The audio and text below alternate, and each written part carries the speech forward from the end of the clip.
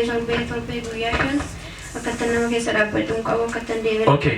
Baay'ee natti baay'isa ture dandeen deemuu dandeen hojjedhu dugda koona dhukkubaa garaana dhukkubaa dandee bakka baay'een deemuu yeroo ijoollee wajjin hojjennu hojiirraa sa'aatii qursi nyaatan bishaan daffaadhe handitti naqadheen bakka sun jedhee gara koo kanarra ciisee uffadha bakka dandee jechuu hin danda'u bu'aas nan qaba bu'aan kun immoo gaafa inni natti deddeebi'u baay'ee salphatu bakka natti gara rakkataa dandeen deemuu dandeen hojjedhu. Karaa sanii bishaan daffaadhe handi guddaatti naqee na uffadha ciisee akkasitti gadi garagaree sukkuummadha bakka ijoolleen sababa kanaatiin lafa hojiitti na jibbanii turanii lafa hojii saniis nan ba'ee waaqayyo na gargaaree as dhufee gaafa sinnaa kadhattanii bakka guyyaa gaaf saniitti ka'ee nama fayyee. Okay. Mee duraanii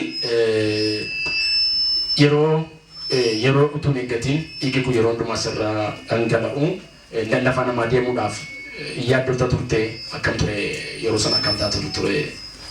Baay'een cannaqamaa ture baay'een jireenyi mokootu bakka baay'een abdii kutadhee bakka kana manna bakka manaa wayyadhee waaqayyotti abdii kutee guyyaa lama mana yaalaa deemee mana yaalatti guyyaa laman deebee guyyaa tokko keessatti gizee laman deebee gizee lama sanitti manaan goone kiniini wayinaa kennanii isa fuudhee gaafa galee liqibsu siruma coggaara natti kaasee garaa muluu na gubee midhaan nyaachuu dadhabee bakka achumayyuu deemee raatumayyuu nyaachuu dadhabeen ijoolleen bitanii naa fidanii guyyaa tokko ciisaa oolee mana marfees dhaqeen soma naangoon achi immoo bu'aasan immoo dhidhiibduu bira deemee guyyaa sadaffaa immoo dhidhiibduun bakka birrii 200 irraa fudhattee oma naangoon abishii dhugi lapheen kee iddoon jirtu kalee kee keessa seentee jirti sirumayyuu iddoon jirtu naan jette. Maaltu iddoon jiru?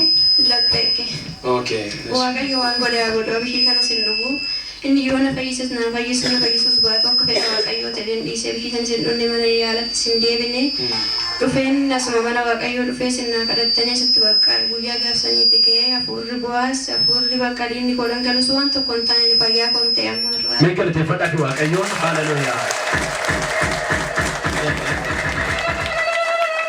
Nama manallee dhaabballeedha garuu dhiigni ishee garmalee dhangala'aa ture. Lafa namaa deemuu yaaddoo qabdu dubbataa jirti. Garuu waaqayyoo sa'aatii asitti afurri hamaan miti afuramaa turraa iyyee ba'ee sa'aatii afuramaan irraa iyyee ba'e jalqabee jawweenni dhiiga ishee dhugaa ture irraa dhahamee obboleettiin kun akka fayyitee dhugaa ba'aa jirti. Meeshaa kanaaf waaqayyoon galateeffadhaan tokkosaati.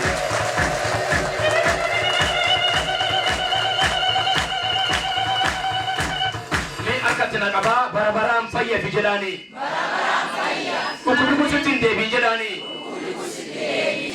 Dhibeen ishee nama dubbattu kuni namatti machuun isaa rakkisaadha akkaataan isaa ulfaataadha akkoo isheen dhugaa ba'aa turte waaqayyoon ni dhossa argu garuu mucaa kana tarree namaatti dabale amiin jennu.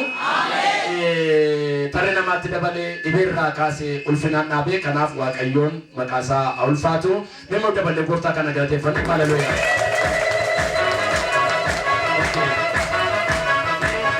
Hojiileen qabdu turte asitti garuu waaqayyoo namootaaf balbala hojiin banama gaafa jedhu jettee turte sila mee akkam ture inni?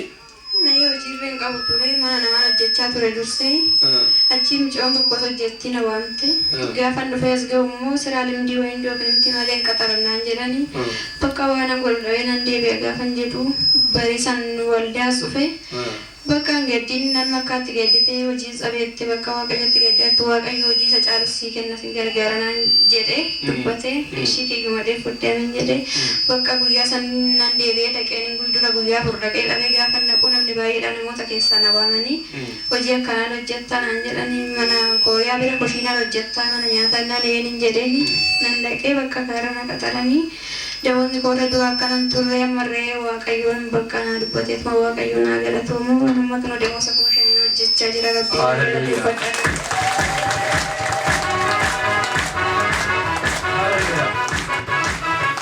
Nama barbaadu barraa mindaati ji'a darbe nyaata mindaati bara 2014 nyaata irratti 2015 maqaa gooftaan dachaa akka ta'u. Namni mante furadhula nan dubbadha mindaan industirii kuma tokko wayii fayyinire miti ati garuu sa'aatii waan dubbat jalqabee 5,000 nyaachaati 5,000 jechuun digirii dhumti tokko iyyuu meeqa barsiisa mindaan jalqabaa barsiisa warri kaanoo soddoma keessanii 3,000 wayii jechuudha soddoma jechuun malee 30